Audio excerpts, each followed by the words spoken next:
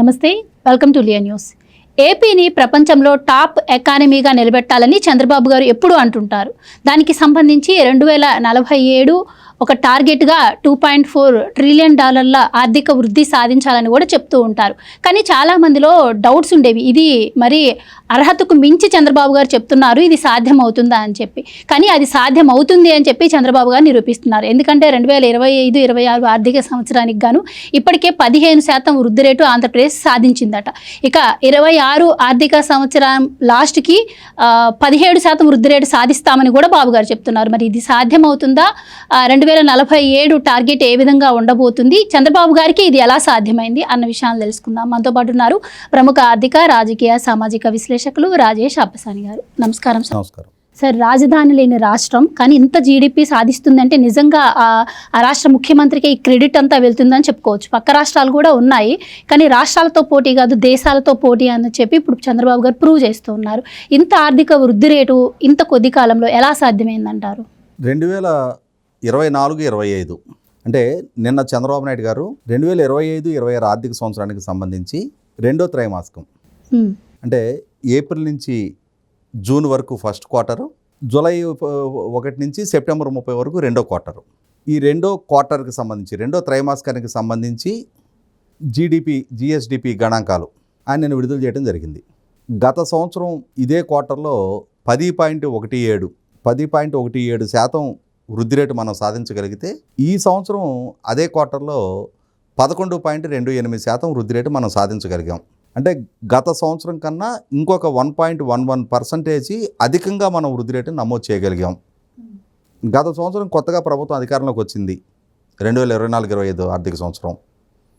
విధానాల రూపకల్పన తర్వాత ఇవాళ ఒక సంవత్సర కాలం గడిచిపోయి రెండో సంవత్సరంలో ఉన్నాం. ఆ విధానాలు ఇంప్లిమెంటేషన్లోకి వచ్చినాయి. పారిశ్రామిక పెట్టుబడులు రప్పించగలుగుతూ ఉన్నారు.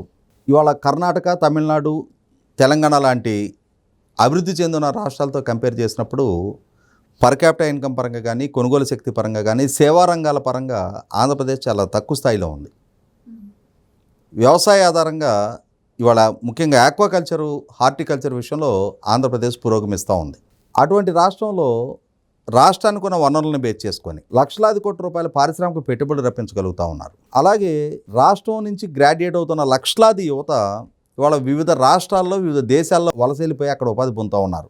అటువంటి యువతకి రాష్ట్రంలోని ఉపాధి కల్పన దిశగా ప్రయత్నాలు జరుగుతూ ఉన్నాయి. తర్వాత ప్రభుత్వ పరంగా ఇవాళ ఈ 16-17 నెలలు అంటే మొన్న పంపిణీ చేసిన పెన్షన్ 17వ పెన్షన్ సుమారుగా 50,000 కోట్ల రూపాయలకు పైగా సామాజిక పెన్షన్ రూపంలోనే ప్రభుత్వం ప్రజలకి సంక్షేమాన్ని అందించింది. తల్లికి వందనం, అలాగే అన్నదాత సుఖీభవ, ఉచిత బస్సు, గ్యాస్ సిలిండర్ల పంపిణీ, ఇటువంటి సంక్షేమాన్ని అమలుపరచడం ద్వారా కూడా ప్రజలకి సేవింగ్ జరుగుతూ ఉంది.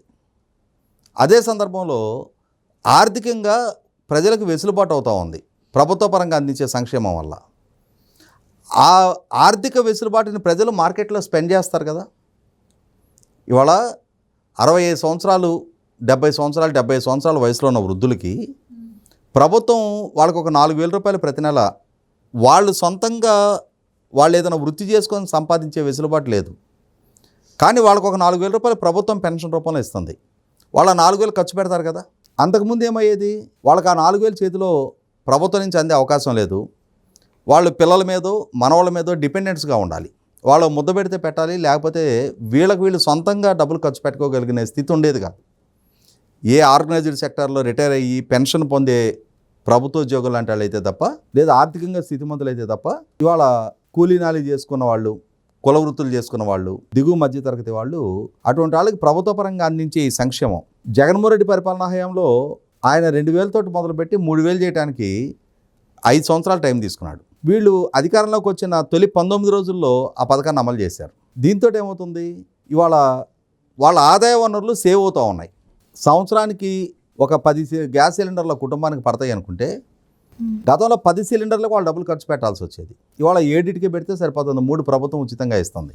ఇవాళ అంటే గ్రామాల నుంచి పట్టణాలకు వెళ్ళి పనిచేసుకునే మహిళలు ఉంటారు, చదువుకోవడానికి వెళ్ళే అమ్మాయిలు ఉంటారు, దగ్గరలో హాస్పిటల్స్లోనూ ఇంకో దగ్గర పనిచేసే నర్సింగ్ స్టాఫ్ లాంటి వాళ్ళు, పారామెడికల్ వాళ్ళు ఉంటారు, ఆశా వర్కర్లు ఉంటారు. ఇట్లాంటి చిన్న చితక అంటే వాళ్ళ వృత్తుల రీత్యా ప్రయాణం చేసే వాళ్ళకి గతంలో ఆ ప్రయాణ ఖర్చులు జేబులోంచి పెట్టుకోవాల్సి వచ్చేది. ఇవాళ ఆర్టీసీ బస్సుల్లో ఉచితంగా ప్రయాణ సౌకర్యం కల్పిస్తూ ఉన్నారు. ఇవి కూడా వాళ్ళకి సేవ్ అవుతాయి. సేవ్ అయిన డబ్బులు ఏం చేస్తారు వాళ్ళు? ఇంకో రూపంలో ఇంకొక దగ్గర ఖర్చు పెడతారు. కుటుంబ అవసరాలు రీత్యానో, వాళ్ళ పిల్లల చదువులకు, వాళ్ళ పర్చేజింగ్స్ కోసం దేనికో రూపంలో ఖర్చు పెడతారు. సో దాంతో ఏమవుతుందంటే మార్కెట్ పొటెన్షియాలిటీ పెరుగుతుంది, మార్కెట్లో ద్రవ్య వినియోగం పెరుగుతుంది, డబ్బు అవైలబిలిటీ పెరుగుతుంది మార్కెట్లో. దీనికి తోడు మరి ఇవాళ కొత్తగా చూస్తున్నాం మనం, అసలు అంటే ఇప్పుడు 11.28% ఇప్పుడు నమోదైంది. కానీ ఈ సంవత్సరం ఆఖరికి 17% లక్ష్యంగా పెట్టుకున్నారు. మీరు ఇందాక మీ ఇంట్రోలో ప్రస్తావించినట్టుగానే 2047 నాటికి $2.4 ట్రిలియన్. మరి అంతటి అంటే మామూలుగా అంటే ఇవాళ ఉన్న బడ్జెట్తో కంపేర్ చేస్తే, ఇప్పుడున్న ఎకానమీతో కంపేర్ చేస్తే కొన్ని రెట్లు అధికంగా నమోదు కావాలి. ఇవాళ ఇప్పుడు ఉన్న పర్ క్యాపిటల్ ఇన్కమ్తో కంపేర్ చేస్తే ప్రతి వ్యక్తికి 55 లక్షల పర్ క్యాపిటల్ ఇన్కమ్ నమోదు కావాలి. అంతటి స్థాయికి రీచ్ అవ్వాలి అని అంటే అంతటి ఆదాయ వనరులు సృష్టింపబడాలి. మరి సృష్టింపడానికి కావాల్సిన భూమికి సిద్ధమవుతుందా? కళ్ళ ముందు ఈ ప్రభుత్వం అధికారంలోకి వచ్చిన ఈ 16 నెలల్లో 20 లక్షల కోట్ల పారిశ్రామిక పెట్టుబడులు ఇప్పటికే ఖరారైనాయి. వాటిల్లో అట్లీస్ట్ ఒక 60-70% గ్రౌండింగ్ అయిపోయినా ఇప్పటికి 16 లక్షల ఉద్యోగ కల్పనకు కావాల్సిన ఒప్పందాలు జరిగినాయి. అందులో కనీసం 10 లక్షల మందికి ఉపాధి దక్కిన ఈ రాబోయే 3 సంవత్సరాల్లో ఇంకా మెరుగైన పెట్టుబడులు రావడానికి ఆస్కారం ఉంటుంది, ఇంకా మెరుగైన ఉపాధి కల్పనకు ఆస్కారం ఉంటుంది. అలాగే ఇవాళ సర్వీస్ సెక్టర్ పరంగా చూసుకుంటే గతంలో విశాఖపట్నం కేంద్రంగా, అలాగే విజయవాడ దగ్గరలో హెచ్సిఎల్ లాంటి కొన్ని సంస్థలు, కొన్ని చిన్న చితక సంస్థలు తప్ప ఇవాళ దక్షిణాదిలో ఐటీ కారిడార్లుగా విస్తరించున్న హైదరాబాదు, బెంగళూరు, చెన్నై లాంటి నగరాలతో పోల్చి చూసుకున్నప్పుడు ఆంధ్రప్రదేశ్ రాష్ట్ర కంట్రిబ్యూషన్ చాలా తక్కువ. అటువంటి స్థితి నుంచి వాళ్ళ విశాఖపట్నంలో టీసీఎస్, కాగ్నిజెంట్, యాక్సెంచర్ లాంటి సంస్థలు గ్రౌండింగ్ అవుతూ ఉన్నాయి. అలాగే డేటా సెంటర్ల పరంగా దాదాపుగా 6 గిగావాట్ల డేటా సెంటర్లు విశాఖపట్నంలో ఏర్పాటు చేయడానికి మార్గం సుగమవుతున్నట్టుగా మనం వార్తలు వింటూ ఉన్నాం. అంత డేటా సెంటర్లు విశాఖపట్నంలో, అంతటి కెపాసిటీ డేటా సెంటర్లు విశాఖపట్నంలో గ్రౌండింగ్ అయినప్పుడు ఆ డేటాని బేస్ చేసుకొని సర్వీస్ సెక్టార్లో ఇంకా లక్షలాది ఉపాధి కల్పనకు మార్గం సుగమవుద్ది. నారా లోకేష్ గారు చెప్తున్నట్టుగా 2029 నాటికి విశాఖపట్నంలోనే ఐటీ అండ్ ఐటీ ఎనేబుల్డ్ 5 లక్షల ఉద్యోగ కల్పన చేస్తామంటున్నారు. 5 లక్షల ఉద్యోగ కల్పన అంటే ఇవాళ మనం హైదరాబాద్లో 10-12 లక్షల కెపాసిటీ ఉంది. ఈ స్థితికి హైదరాబాద్ రావడానికి ఆల్మోస్ట్ 27 సంవత్సరాలు పట్టింది. మరి ఇందులో ఒక 40% 5 సంవత్సరాల టెన్యూర్లో ఆంధ్రప్రదేశ్ గ్రాప్ చేయగలిగింది అని అంటే ఆంధ్రప్రదేశ్ రాష్ట్రంలో కూడా ఆ ఐటీ అండ్ ఐటీ ఎనేబుల్డ్కి ఒక యాంబియన్స్ సృష్టింపబడింది అని అంటే మరి దానికి అనుగుణంగా, అనుబంధంగా కావాల్సినంతటి తీర ప్రాంతం, పోర్ట్ బేస్డ్ ఇండస్ట్రీస్ వస్తాయి. లాజిస్టిక్స్ హబ్గా డెవలప్ చేయడానికి ఆస్కారం ఉంది.